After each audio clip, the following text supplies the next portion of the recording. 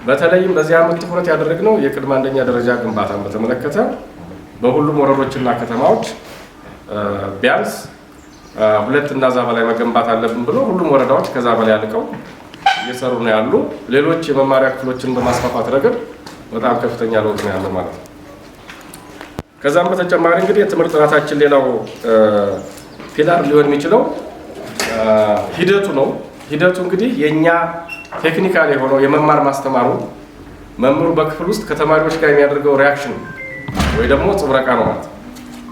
ስለዚህ ይሄ በጣም በልዩ ሁኔታ እንዲከናወን ተማሪዎች ከተለያየ ስትረስ ውስጥ ወይ ደግሞ ችግር ውስጥ የመጡ ስለሆኑ የስነ ልቦና ግንባታ በማድረግ በመምህሩ በተማሪዎች እስከ ደብረ ማርቆስ ዩኒቨርሲቲ፣ ባህር ዳር ዩኒቨርሲቲ የመምህራንና የተማሪዎችን የስነ ልቦና ግንባታ ስራ በሰፊው ተሰርቷል ማለት ነው።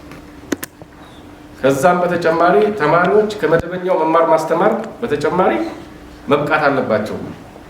ተጨማሪ የመማር ማስተማር ፕሮግራም መውጣት አለበት በሚል መምህራን ያለ ክፍያ በተቃራኒ ወይ ደግሞ በትርፍ ሰዓት ተማሪዎችን ለማብቃት ከፍተኛ ጥረት ተደርጓል ማለት ነው።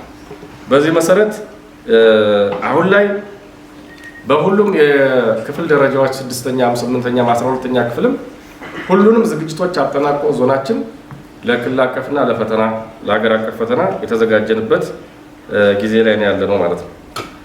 በዚህ መሰረት እንደ ዞን 6ኛ ክፍል ወደ 227 ተቋማት ያስፈትናል። 6ኛ ክፍል 227 ተቋማት እንግዲህ የሚቀጥለው ሳምንት ጀምሮ ፈተና ይሰጣሉ። ክልል አቀፍ ፈተና ማለት በእነዚህ 227 ተቋማት ውስጥ 10959 ተማሪዎች ፈተና ላይ ይቀመጣሉ ማለት ነው። 8ኛ ክፍል በተመለከተ 185 ተቋማት ያስፈትናሉ። 9488 ተማሪዎች በሰባቱ ወረዳዎች ፈተና ላይ ይቀመጣሉ ማለት ነው። በአጠቃላይ የሚቀጥለው ሳምንት ጀምረን ሰኔ መጀመሪያው ማለት ነው የ8ኛና 6ኛ ክፍል ክልል አቀፍ ፈተና አጠቃላይ ወደ 20447 ተማሪዎች ፈተና ላይ ይቀመጣሉ ማለት ነው። እንግዲህ 20000 ተማሪ ቀላል አይደለም። ካለው ችግር አንጻር አይተን ነው ከዚህ በላይ ሊሆን ይችላል ተማሪያችን። ስለዚህ እነዚህ 20000 ተማሪዎች የክልል አቀፍ ፈተናው እንደዞ እንዴት ነው እናስፈትናቸው የምንችል የሚለው ከእናንተ ጋር የምንሰራው ስራ ስላለ ያስፈልጋል። ቀጣይ ሐምሌ አካባቢ ደግሞ የሚሰጥ 12ኛ ክፍል ኦልሬዲ ወደ 27 የሚሆኑ የትምህርት ተቋማት አሉ። 27ቱ የትምህርት ተቋማት 20ዎቹ የመንግስት ናቸው፣ 7ቶቹ ደግሞ የግል ትምህርት ቤቶች ናቸው ማለት ነው። ወይም በርቀት ዝማሩ የሚያስተምሩ ትምህርት ቤቶች አሉ ማለት ነው። ስለዚህ እነዚህ 27 ትምህርት ቤቶች ውስጥ የ12ኛ ክፍል ተማሪዎች 4307 ተማሪዎች እናስፈትናለን ማለት ነው።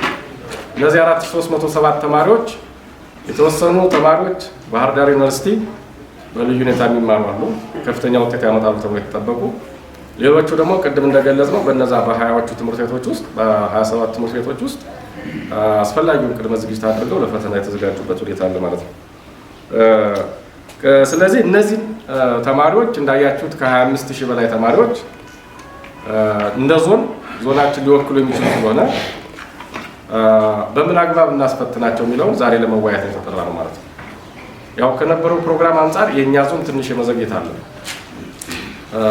ፈተና ወረቀቶቹ ቀድመው ወደ ትምህርት ቤቶች መድረስ አለባቸው። ከአንድ ቀን በፊት ትምህርት ቤት መድረስ አለበት። ከ3 ቀን በፊት ወረዳ ላይ መድረስ አለበት። ይሄን ደግሞ ትልቁ ኃላፊነት የተሰጠው ቅድምም ከክብር እንግዶች ቀጥለን የጠራ ነው ተገቢም ስለሆነ አይበገረው የፖሊስ መዋቅራችን ማለት ነው። የፖሊስ መዋቅራችን ያው ሌላው የጸጥታ መዋቅር የሚያግዝ ሆኖ ተቀዳሚውን ኃላፊነት የሚወስደውና ፈተናውን ማጓጓዝና ማሸግም ትልቅ ስልጣን የተሰጠው የፖሊስ መዋቅራችን፣ ሌላው አካል ማሸግ መክፈት ስልጣን የለውም ማለት ነው።